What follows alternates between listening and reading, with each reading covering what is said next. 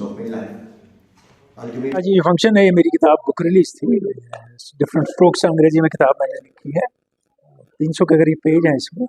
मेरे लाइफ के तजुर्बात हैं, मैं क्या किससे गुजरा हूँ, क्योंकि लोगों ने मुझे देखा है सक्सेसफुल इंसान के तौर पे, लेकिन इसके पीछे बहुत नाकामयाबी हैं, मुश्किलें भी हैं, तकलीफ दह दौर भी हैं। वो मैंने कैसे उन पर काबू पाया, मेरी फैमिली ने क्या सपोर्ट किया, मेरे पेरेंट्स ने, आज मेरी वाइफ ने और चिल्ड्रन ने, मेरे दोस्त कैसे मेरे साथ चले। और यही है, किसी पर तंज नहीं है, कहीं नहीं है। और जहाँ भी मुझे मुश्किल हुई या किसी ने मेरे साथ धोखा किया, उसके बाद मैंने उसका पॉजिटिव किया है कि इसमें अच्छाई क्या है, ये भी अच्छा हो सकता है, लेकिन आपको रास्ता ढूंढना है अच्छाई का और उस डायरेक्शन में मेहनत करनी है। लेकिन कहानी मेरी ज़िंदगी की है। देखिए, स्ट्रगल ऐसा है कि पढ़ाई में स्ट्रगल हुए, फिर कई बार पीएससी में यहाँ ध्यान देते रहे, ये इंटरव्यू देते रहे, यूनिवर्सिटी में देते रहे, बाकी करते रहे, किसी वजह से बहुत सी वजूहत जो गलत भी थी, सेलेक्ट नहीं हुए, फिर यूपीएससी में फाइनली क्वालिफाई हुए, उधर से रेडियो आ गए।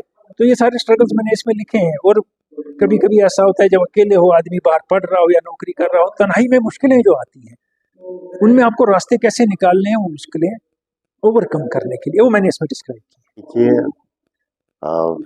हुमायूं मेरा कुलीग रहा है, हम साथ में हमारा AR भी ज्वाइन किया।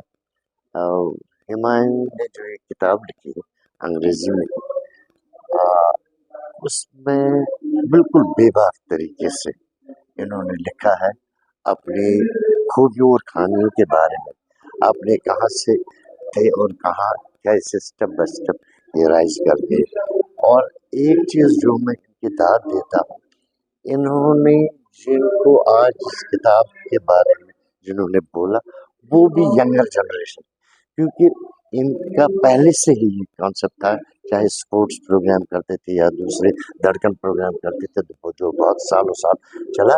मुद्दा ये होता था कि यूथ पर ये कहते थे कि जब यूथ हमारा सही दिशा में जाएगा, जब यूथ हमारा सही सोच लेके आएगा, तभी एक जो चाहे स्टेट है चाहे मुल्क है, तभी वो तरक्की कर सकता है। तो इनका फोकस हमेशा रहा है यूथ को, और उनके लिए ये बिल्कुल इंस्पायरिंग बुक होगी। मैं चाहूँगा कि हमारे यूथ ऐसी किताबें पढ़ें ताकि उनका एक क्लियर विजन आ जाए कि आदमी को क्या करना चाहिए ताकि वो बुलंदियों तक पहुँचे। देखिए, कैसर साहब तो खुद में एक इंस्टीट्यूशन है। वो किताब, मतलब इनकी तो किताब है, लेकिन खुद वो एक इंस्टीट्यूशन है और मल्टी डायमेंशनल पर्सनैलिटी है। इस तकरीर में जितने लोगों ने बोला, इन सबसे जो सबसे क्लोजेस्ट रहा हूँ मैं हमारे साहब के साथ रहा हूँ, राइट फ्रॉम कि उन्होंने 92 में ज्वाइन किया था। उन्होंने 92 में रेडियो ज्वाइन किया था और रेडियो आते ही मेरी 94 में अपॉइंटमेंट हुई थी, तो I was his production assistant for a long time. तो 92 से 94 तक मैं उन्हीं का आर्टिस्ट था, और ये जो जिन प्रोग्रामों की आज यहाँ बात हो रही है, उन सब की रिकॉर्डिंग में करके लाता था। तो हुमायूं साहब ये खुद बता सकते हैं, हमने कई ऐसे प्रोग्राम किए हैं। तो ये एक बिल्कुल अलग तरह के इंसान है। जिंदगी को खूब इन्होंने जिया। स्पोर्ट्स की बात करें तो स्पोर्ट्स में ये मास्टर हैं। आप एक उनका प्रोग्राम है, उसमें आप देखेंगे क्रिकेटर जैसा जो इन्फॉर्मेशन है क्रिकेट से ज़्यादा किसी के पास नहीं, खुद इन्होंने क्रिकेट खेला। और साथ ही साथ एक जो आदमी के अंदर ना वो ह्यूमन फेस होना चाहिए, वो इनमें तो कूट कर भरा हुआ है। मैं जानता हूँ, मुझे मालूम नहीं कहना चाहिए कि कितने अभी की जो हमारे यहाँ पे अफसर और ब्यूरोक्रेट हैं, उनके पास फीस नहीं होती थी, और हुमायूं साहब किस तरह उनकी वो मदद करते थे। और ये नहीं कि जेब से देते थे, कुछ को जेब से भी देते थे, लेकिन मैंने ये भी देखा कि कभी कभी खुद लिख के किसी की स्क्रिप्ट उसको देना कि भैया इस सब्जेक्ट पे ज़रूरी है, तुम लिखो तो ये पढ़ो।